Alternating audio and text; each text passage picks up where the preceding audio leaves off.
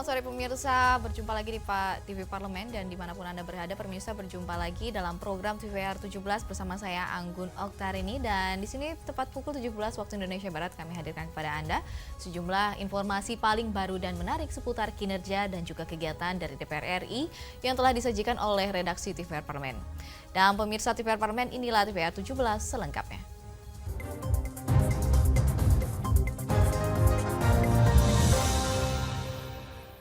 Pemirsa, Kementerian Kesehatan menyampaikan bahwa hingga pekan ke-15 tahun 2024 tercatat ada puluhan ribu kasus demam berdarah Dengue dan di sini 475 diantaranya meninggal dunia. Terkait dengan hal ini, Wakil Ketua Komisi 9 DPR RI meminta pemerintah untuk meningkatkan kegiatan atau pemberantasan sarang nyamuk di tengah masyarakat.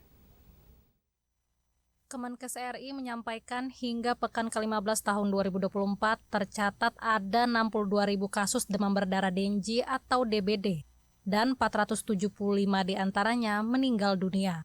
Wakil Ketua Komisi 9 DPR RI Kurniasih Mufidayati meminta pemerintah meningkatkan kegiatan pemberantasan sarang nyamuk atau PSN di tengah masyarakat. Kurniasih menjelaskan perlu upaya serius dan masif dari Kementerian Kesehatan untuk menggandeng fasilitas layanan kesehatan, stakeholder, tokoh masyarakat, dan tokoh agama untuk bersinergi melakukan pencegahan, pemberantasan, serta penanganan yang tepat dalam menghadapi situasi wabah DBD ini. Saya rasa Kemenkes dengan beberapa ikhtiar yang sudah dilakukan perlu ditingkatkan lagi. Artinya memang beberapa upaya sudah dilakukan oleh Kemenkes dan harus ada terobosan yang lebih signifikan lagi untuk bisa menghentikan dengan segera lonjakan angka pasien DBD, wabil khusus harus menekan semaksimal mungkin angka meninggal ya yang disebabkan oleh DBD. Dengan berbagai ikhtiar dan upaya yang dilakukan tadi, gerakan masyarakat sehat yang perlu ditingkatkan, ya mungkin beberapa ikhtiar lain yang bisa dilakukan harus maksimal semaksimal-maksimalnya untuk dilakukan oleh Kementerian Kesehatan. Kurniasih juga menyoroti sejumlah rumah sakit yang kesulitan mendapatkan stok darah trombosit, sehingga kebutuhan pasien tidak terpenuhi. Kondisi ini harus menjadi perhatian pemerintah untuk melakukan koordinasi dengan PMI dalam meningkatkan ketersediaan darah trombosit. Mahir dan Jaya, TVR Parlemen, melaporkan. Kementerian Kesehatan menyampaikan hingga pekan ke-15 tahun 2024 tercatat ada puluhan ribu kasus demam berdarah dan di sini menjadi fokus dari pemerintah untuk penyelesaian. Dan kita akan beralih di mana Komisi 7 DPR RI memahami pentingnya ketersediaan energi untuk peningkatan ekonomi dan berharap selain mampu memenuhi kebutuhan listrik di Pulau Sumatera dan pemanfaatan pembangkitan listrik tenaga uap harus tetap selaras dengan kebijakan net zero emission yang saat ini terus digaungkan oleh pemerintah.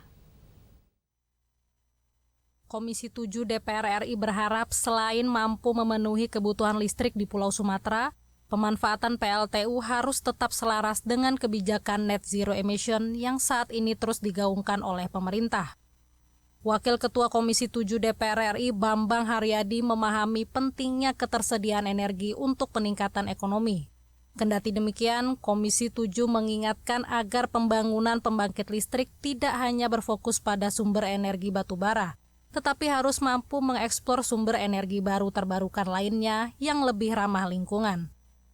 Nah, inilah yang menjadi concern kita, bagaimana memisahkan antara energi fosil yang belum dibangun dan akan dibangun, sedangkan satu sisi kita juga harus mulai membangun energi baru terbarukan yang harus disediakan di Indonesia. Sementara itu, dalam pengembangan pembangkit listrik bersumber batubara, Tifatul Sembiring menekankan pentingnya efisiensi biaya produksi. Kedepan ia tetap mendorong pemerintah terus berupaya menurunkan emisi karbon dengan menerapkan teknologi terbaru dalam proses produksi. Bahwa kita harus melakukan penurunan emisi karbon. Nah, itu kan bisa diatasi dengan teknologi. Sekarang kan sudah ada teknologi untuk menghambat supaya debu-debunya tidak berterbangan, supaya polusi yang dihasilkannya juga tidak terlalu tinggi dan juga bagaimana mereduksi kadar emisi karbon itu yang naik ke udara.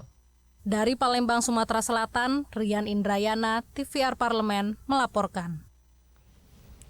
Wakil Ketua DPR RI Abdul Muhaimin mengatakan bahwa peringatan International Women's Day merupakan wujud penghargaan serta apresiasi terhadap kaum perempuan dan segala bentuk penindasan terhadap perempuan yang harus dilawan. Wakil Ketua DPR RI Abdul Muhaimin Iskandar mengatakan peringatan International Women's Day atau Hari Perempuan Internasional merupakan wujud penghargaan serta apresiasi terhadap kaum perempuan. Ia juga menegaskan dalam momen International Women's Day kali ini, segala bentuk penindasan terhadap perempuan harus dilawan. Pemerintah diminta dapat bertindak represif dan preventif terhadap segala kasus yang melibatkan kekerasan dan pelecehan terhadap perempuan. Hal ini sebagai bentuk nyata pemerintah untuk melawan segala bentuk diskriminasi terhadap perempuan. Luar biasa diikuti ribuan peserta yang semangat untuk sehat, semangat untuk menyongsong masa depan lebih baik, terutama siap melawan segala bentuk penindasan, kekerasan, bahkan pelecehan terhadap perempuan-perempuan Indonesia. Ini kita lakukan sebagai upaya kita untuk terus mengkampanyekan anti diskriminasi, anti kekerasan, dan anti pelecehan terhadap perempuan di berbagai tempat. Sehingga kita semua harus waspada dan menjadi kekuatan untuk melawan dan meminta kepada pemerintah, terutama kepada polisi, untuk bertindak represif terhadap tindakan kekerasan terhadap perempuan sekaligus preventif agar tidak terjadi di masyarakat kita. Menurutnya peringatan Hari Perempuan Internasional juga memiliki makna sebagai bagian dari perjuangan mencapai perdamaian dan kesetaraan bagi perempuan di seluruh dunia, termasuk di Indonesia. Nurbani, TVR Parlemen, melaporkan. Indonesia menyandang gelar negara dengan bahasa daerah terbanyak kedua di dunia, yaitu sebanyak 718 bahasa, dan namun ironisnya berdasarkan riset LIPI, dan di sini 400 bahasa daerah diantaranya terancam punah. Bahkan Perserikatan Bangsa-Bangsa memprediksi 95% bahasa di dunia akan mengalami kepunahan di akhir abad 21.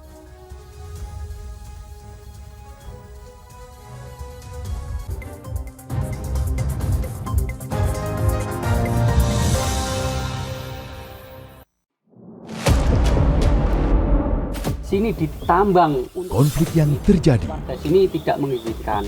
masalah yang tersisihkan menjadi kesenjangan sosial. Ya namanya rakyat kecil gak bisa apa-apa, mau komplain juga gak didengar. Sebab apa? Itu menyangkut isi perut kami semua. Bagaimana memutus keterbatasan untuk didengar? Jadi kalau misalnya masyarakat sudah merasa tidak lagi ada yang memperjuangkan aspirasinya, maka masyarakat memang sangat berhak untuk meminta dewan yang mewakili mereka di parlemen. Kami menyusuri batas-batas peristiwa, mengurai berbagai polemik yang terjadi, meluruhkan suara-suara marginal, menjadi nyata dalam setiap aspirasi, melaksanakan tugasnya sebagai wakil rakyat. Saksikan Aksi Dewan setiap hari Senin dan Rabu pukul 10.30 waktu Indonesia Barat, hanya di TVR Parlemen.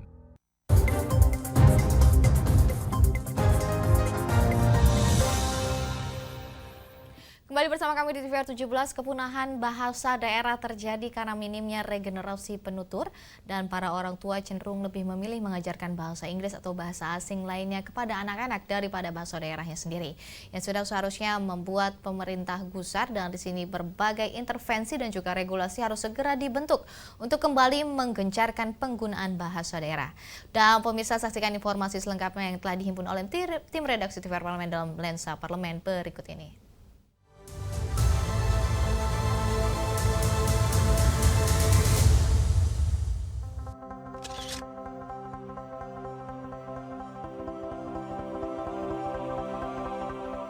Indonesia menyandang gelar negara dengan bahasa daerah terbanyak kedua di dunia, yaitu 718 bahasa. Namun ironisnya, berdasarkan riset LIPI, 400 bahasa daerah diantaranya terancam punah.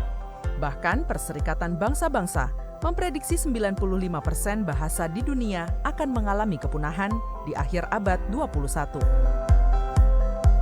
Kepunahan bahasa daerah terjadi karena minimnya regenerasi penutur para orang tua cenderung lebih memilih mengajarkan bahasa Inggris atau bahasa asing lainnya kepada anak-anak daripada bahasa daerahnya sendiri.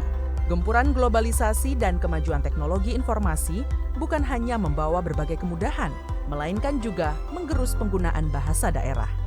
Padahal bahasa daerah merupakan identitas, dan punahnya bahasa daerah bisa berdampak pada kepunahan suatu peradaban. Untuk itu, sudah seharusnya pemerintah gusar. Berbagai intervensi dan regulasi harus segera dibentuk untuk kembali menggencarkan penggunaan bahasa daerah. Berbagai inovasi harus dilakukan untuk menjadikan pembelajaran bahasa daerah kian menarik dan menyenangkan. Pemanfaatan media sosial sebagai platform yang digandrungi generasi milenial dan generasi Z seharusnya bisa dimaksimalkan untuk melestarikan bahasa daerah. Karena kan kita ingin memberikan pembelajaran itu kepada anak-anak dari mulai PAUD dan anak-anak muda. Jadi pendekatannya juga harus disesuaikan sehingga menarik bagi mereka untuk mau belajar. Anak-anak dan kaum muda saat ini hampir tak mengenal bahasa daerahnya karena dinilai kurang menarik dan tidak penting untuk dipelajari. Komunikasi sehari-hari pun dilakukan menggunakan bahasa Indonesia atau bahasa-bahasa yang sedang viral di media sosial. Sudah saatnya pemerintah melakukan berbagai terobosan. Pasalnya, cara-cara konvensional tak lagi diminati generasi saat ini. Karenanya, inovasi harus dilakukan. Misalnya dengan berkolaborasi dengan public figure dan influencer untuk membuat konten-konten menarik sebagai promosi dan media pembelajaran bahasa daerah.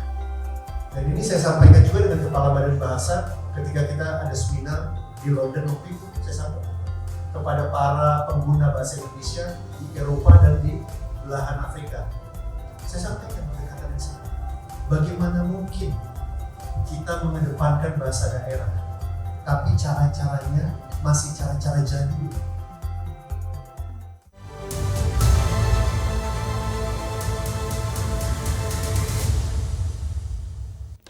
Komisi 2 DPR RI menggelar rapat kerja dan rapat dengar pendapat dengan Mendagri. Di sini Ketua KPU, Ketua Bawaslu, dan juga Ketua DKPP membahas mengenai evaluasi penyelenggaraan pemilu tahun 2024. Informasinya selengkapnya akan kami hadirkan usai jeda berikut ini. Tetap bersama kami di TVR 17.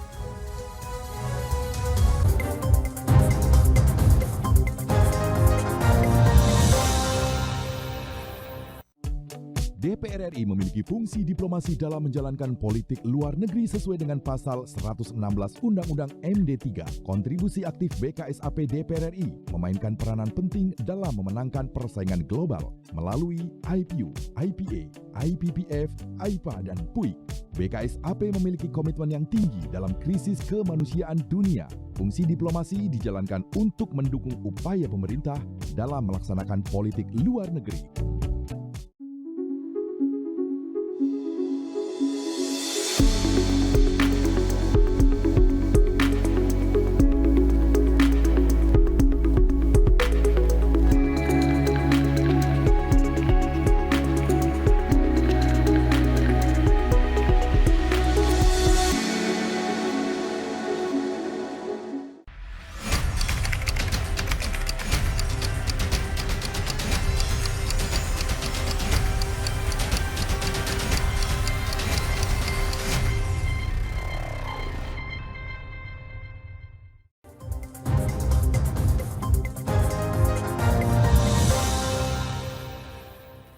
Kembali bersama kami di TVR 17 dan di sini anggota Komisi 2 DPR RI Muhammad Toha mengatakan bahwa penyaluran bansos menjelang pemilu menjadi masalah substansif dan di sini selengkapnya berikut wawancara rekan kami Mahir Pratama dari Komisi 2 DPR RI. Pemirsa TVR Parlemen dimanapun Anda berada, saat ini saya telah berada di ruang rapat Komisi 2 DPR RI, di mana Komisi 2 DPR RI melakukan rapat kerja dan juga rapat dengar pendapat dengan Menteri Dalam Negeri, Ketua KPU, Ketua Bawaslu, dan juga Ketua DKPP untuk membahas terkait dengan evaluasi tahapan pemilu tahun 2024. Dan menjadi highlight adalah terkait dengan bagaimana sistem informasi yang dimiliki oleh KPU sebanyak 6 sistem informasi untuk mendukung pemilu ini, dan juga terkait dengan kapasitas penyelenggara ad hoc yang ada di lapangan, serta juga ada 1.100 lebih penyelenggaraan atau juga pemungutan suara ulang di seluruh Indonesia. Dan untuk mendalami hal tersebut, saya telah berada atau juga bersama dengan anggota Komisi 2 DPR RI, Bapak Muhammad Toha dari fraksi PKB Dapil Jateng 5. Pak Toha, terima kasih sudah bergabung sama kami. Pak Toha, baik, terkait dengan evaluasi tahapan pemilu 2024 yang baru kita lalui, Pak Toha, terkait dengan sistem informasi yang kita tahu salah satunya adalah Sirekap yang dimiliki oleh KPU dan juga PSU sekitar 1.100 di seluruh Indonesia. Bapak melihat seperti apa, Pak, penyelenggaraan ini untuk mengantisipasi tahapan pemilu di pemilu pilkada di 2024 nanti? Oke, jadi sebelum tahapan pemungutan suara, kita kan pernah rapat dengan KPU, Bawaslu, dan DKPP untuk mengantisipasi ya, sebenarnya pembicaraan untuk mengantisipasi wilayah-wilayah, daerah-daerah yang nanti mungkin terjadi bencana. Benar, ternyata seperti di Demak dan sekitarnya, di beberapa tempat yang lain memang ada bencana itu, sehingga tidak dimungkinkan di banyak TPS juga untuk melakukan pemungutan suara pada hari H pemungutan suara itu, sehingga dilakukan PSU ya, pemungutan suara ulang. Sebenarnya bukan pemungutan suara ulang itu, akan tapi pemungutan suara yang ditunda ya, belum ulang. Memang ada beberapa pemungutan suara ulang juga dalam rangka sebenarnya memberikan jawaban terhadap protes ya, sebenarnya pada penghitungan di tingkat PPK ya, di tingkat kabupaten itu ada beberapa yang PSU, dan menurut saya itu sudah dilakukan dengan baik dan lancar ya, alhamdulillah sesuai dengan jadwal atau sesuai dengan tahapan yang telah ditentukan oleh KPU. Itu aja saya melihatnya begitu. Dan di beberapa tempat di PSU itu tidak ada gejolak apapun, artinya tidak ada permasalahan yang sangat berarti begitu ya. Ya Pak, terkait dengan sistem informasi yang dimiliki oleh KPU, ada 6, salah satunya Sirekap, Pak. Terkait dengan keamanan data, Bapak melihat seperti apa, Pak, untuk evaluasinya? Memang menjadi kontroversi kemarin ya, Sirekap ini ya, karena menurut saya belum berhasil ini sistem ini. Meskipun sebenarnya juga membantu bagi peserta pemilu seperti saya ini caleg untuk mengetahui hasil dari tiap TPS ya, dengan adanya foto plano yang ada di Sirekap. Meskipun ketika rekapitulasi suara itu banyak yang tidak sesuai dengan hasil rekapitulasi foto plano yang ada di TPS. Nah, sehingga memang menjadi ramai kemarin ya. Memang jadi ramai. Sebenarnya faktanya di lapangan itu misalkan 4 atau 5, tapi di Sirekap ditulis ada partai tertentu ditulis 10 atau 14. Sehingga saya pernah juga protes langsung kepada komisioner KPU dan Bawaslu untuk diawasi ini pengunggahan atau penguploadan atau enteringnya di para operator di Sirekap ini. Tapi sebenarnya membantu juga. Cuman memang kemarin belum berhasil secara maksimal itu Sirekap itu. Sebenarnya kalau dikelola dengan baik, saya pikir itu bisa maksimal. Dan alhamdulillah dihentikan. Kalau dihentikan sudah tidak menjadi polemik lagi. Itu Sirekap ya. Baik Pak. Satu poin lagi Pak, terkait dengan Pilkada 2024 November nanti Pak ya. Ini KPK mengusulkan bahwa untuk menghentikan kalau ada penyaluran bansos Pak, untuk meminimalisir politisasi bansos nantinya di November 2024. Bapak melihat seperti apa Pak dari Komisi 2? Ya, kalau kita melihat kemarin ya, sebelum ke pilkada ya, kemarin tuh ada masalah-masalah teknis maupun masalah substantif ya. Masalah substantif kepemiluan itu termasuk kemarin ya penggelontoran bansos dan sebagainya, kayak gitulah, ketidaknetralan aparat dan sebagainya. Itu sebenarnya masalah substantif yang sebenarnya mau kita evaluasi hari ini. Baik, terima kasih banyak Pak Toha atas waktunya. Baik pemirsa, demikian tadi wawancara kami bersama dengan Bapak Muhammad Toha dari fraksi PKB Dapil Jateng 5 terkait dengan bagaimana evaluasi tahapan pemilu 2024 dan pilkada nantinya 2024. Saya Mahir Pratama beserta tim liputan melaporkan dan kembali ke studio. Selanjutnya pemirsa, apa saja yang menjadi topik perbincangan di media online nasional pada hari ini? Dan tetap bersama kami, jangan kemana-mana, tetap di TVR 17.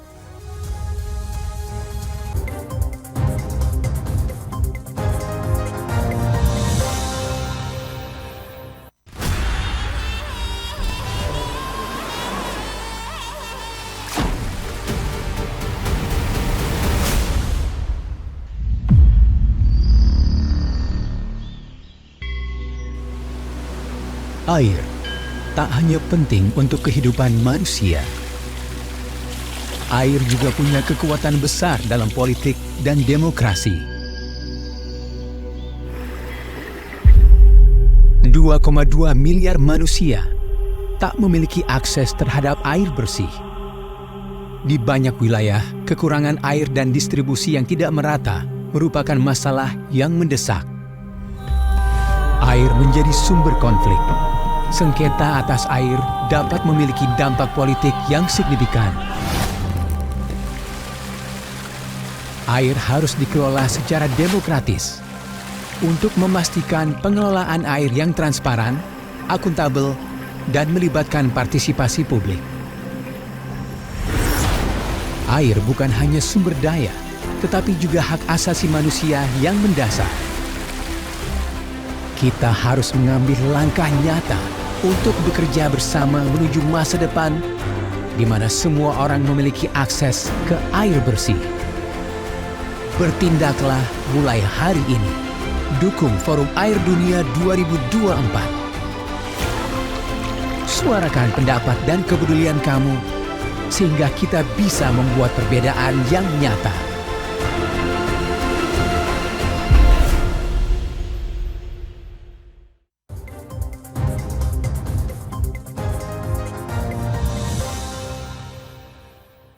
Bisa kembali bersama kami di TVR 17 dan pemirsa, kita akan membahas mengenai segmen media online nasional di mana kita akan simak isu apa saja yang menjadi sorotan media serta tanggapan dari sejumlah anggota dewan.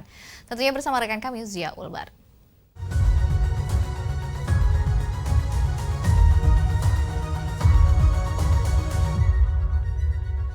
Terima kasih Anggun dan pemirsa, mari kita simak berita apa saja yang menjadi headline di media online pada hari ini. Yang menjadi headline di media online pada hari ini yaitu Banggar DPR ingatkan pemerintah Indonesia cari solusi solid hadapi pelemahan rupiah. Dapat Anda saksikan di layar Anda saat ini pemirsa. Di mana per Senin 22 April 2024 nilai tukar rupiah terhadap mata dolar Amerika Serikat tembus sebesar Rp16.235. Wakil Ketua Badan Anggaran DPR RI Cucun Ahmad Syamsurijal menilai hal ini sebagai kondisi yang rawan dan ingatkan para pemangku kepentingan segera melakukan penanganan yang intensif supaya pertumbuhan ekonomi di Indonesia tetap dalam kondisi aman. DPR telah meminta pemerintah Indonesia untuk membuat langkah antisipasi supaya dampak negatif dari pelemahan rupiah bisa ditekan sehingga penyengsaraan tidak kepada rakyat. Sebelumnya, rupiah tertekan terhadap dolar Amerika Serikat pada pekan lalu karena ketegangan antara Iran dan Israel. Peristiwa ini menimbulkan kekhawatiran publik karena Bank Sentral Amerika Serikat mengambil keputusan untuk bersikap hawkish. Dan pemirsa, berita selanjutnya yang menjadi headline di media online yaitu dapat pengaruhi pasokan minyak domestik. Pemerintah harus antisipasi konflik Iran-Israel. Dapat kembali Anda saksikan di layar Anda saat ini pemirsa. Di sini anggota Komisi 6 DPR RI Amin Aka ingatkan pemerintah untuk antisipasi dampak ekonomi dari konflik Iran dengan Israel, terutama dalam hal menjaga pasokan minyak domestik. Amin juga anggota Panja Energi DPR RI menilai bahwa meskipun Indonesia tidak mengimpor minyak dari Iran, namun pasokan minyak global dapat terpengaruh karena Iran yang merupakan salah satu produsen minyak terbesar di dunia. Di samping itu, potensi kenaikan harga minyak dunia akibat eskalasi konflik yang dibarengi dengan nilai tukar rupiah terhadap dolar Amerika Serikat dapat menguras devisa Indonesia. Melemahnya nilai tukar rupiah dan naiknya harga minyak dapat menyebabkan peningkatan atau pembekakan anggaran subsidi yang memberatkan APBN. Sedangkan pengurangan atau penghapusan subsidi energi dapat membebani masyarakat dengan potensi efek berantai yang meningkatkan harga kebutuhan bahan pokok. Dan pemirsa, itu tadi headline di media online pada hari ini, yaitu Banggar DPR ingatkan pemerintah Indonesia cari solusi solid hadapi pelemahan rupiah, serta dapat pengaruhi pasokan minyak domestik. Pemerintah harus antisipasi konflik Iran-Israel. Sekian dari saya, kembali ke rekan Anggun.